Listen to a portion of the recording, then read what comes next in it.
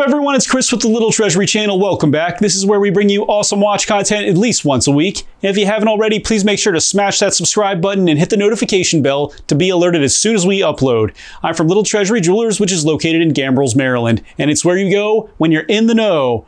As always, the watches that I review are for sale and can be purchased, so please see the description below to contact us. In our last video, we did a head-to-head comparison of 3 of the most popular and similar Grand Seiko models: the SPGA 211 Snowflake, SPGA 413 Spring, and the SPGA 415 Winter. If you are in the market for any of these pieces, I highly recommend checking this out to help make your decision a bit easier. Today we have a brand new Oris Aquis model in, which is another out-of-the-box and different release for them.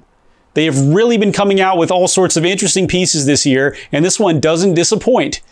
We are reviewing the Aquispro Date Calibre 400 today. But before we move on, let's do a wrist check. Today I'm wearing my Oris Aquis Clipperton Limited Edition, and I installed a titanium bracelet on it from another titanium Aquis model. I wear this one quite a lot and get lots of compliments all the time on the dial color. Now tell me which watch you're wearing today while you're watching the video, and let's go ahead and get on to the video. Oris has had the Aquis collection and the Pro Diver collection for a long time. But perhaps you wanted the Pro Diver rubber bezel with the rotation safety system, with a 1,000 meter water resistance and an extra large case size, but want a clean, simple Aquis style design. Now your wishes are answered with a combination of the 2 lines, which is the Aquis Pro. But before we move on, please make sure to smash that subscribe button, which is somewhere down below where I'm pointing. Only 6% of the people watching are actually subscribed, so if just 5% more of you subscribe, that would be absolutely huge for us. So please hit that button right now, and let's get on to the features. My measurements for the Oris Aquispro Date Calibre 400 are a 45.6 millimeter case width, although it does say 49.5 millimeters on Oris's website, which I really don't understand. A 17.5 millimeter thickness, a 53.7 millimeter lug to lug, proprietary lugs so we can't discuss the lug width, and it weighs in at 159.58 grams. The case is DLC or diamond-like carbon coated, which makes it black and extra scratch resistant, and it's made out of titanium to lighten it up. A screw-down crown can be found at the 3 position with Oris's tri-screw modular crown protector and tri-screws at each lug that you will need a proprietary tool to unscrew and change straps. A helium escape valve can be found at the 9 position. The bezel is matte ceramic and has a yellow grade from 12 to 15 for increased legibility in low light, and white indices and numerals for the rest. Tri-screws can be found at each odd 5-minute interval and most likely hold the bezel in place. A rubber grip can be found on the rotation safety system, which makes gripping the bezel very easy and nice to touch. The rotation safety system is simply pulled up to unlock the bezel and allow it to turn, and pushed down to lock it in place and prevent accidental timing issues. Now let's listen closely and give this interesting bezel a click test.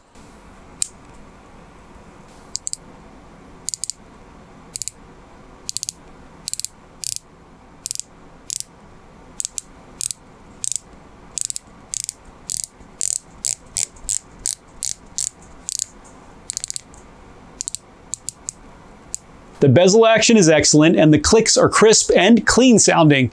I will say though that I wish the cutout in the bezel that says rotation safety system was not there, since my fingers always seem to touch that when I'm turning the bezel and slip. The rubber does feel excellent though. The dial is black with a wave pattern in gray going horizontally across. Oris can be found in white at the top middle portion. The markers are high polish and look very aerodynamic, with an open stripe of lume down the center of each, and 2 lume dots next to the 12, and 1 dot at the 6. The hour and minute hands are lance style with a division in the lume on the hour hand and are in high polish. The second hand is a simple straight line with an orb of lume near the end. Aquispro 100 bar / 1000 M and 5 days can be found at the bottom middle section, with the date at the 6th position with white numerals and a black background. Lume can be found on all indices, the hour, minute, and second hands, and on all portions of the bezel except the yellow area from 12 to 15 minutes. The caseback is closed and has a feet to meters conversion scale etched into the center.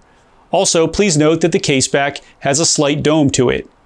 The movement is the in-house Oris Calibre 400, has a 120-hour power reserve, 28,800 beats per hour, is accurate to within losing 3 and gaining 5 seconds a day, and has a 10-year service interval because of the low friction and efficient design, and comes with an insane 10-year warranty. It is highly anti-magnetic, up to 2,250 Gauss. A Tesla electric car, for example, only generates 0.14 Gauss.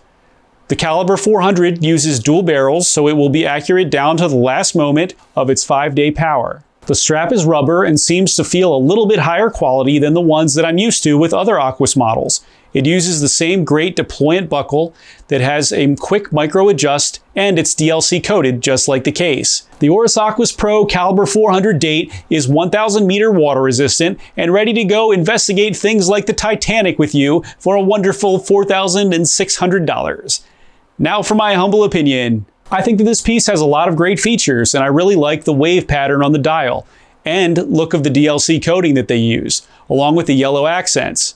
The Calibre 400 is wonderful, and any watch that has it will get a plus from me. With the huge power reserve, 10-year warranty, and better than COSC accuracy, it's hard to go wrong.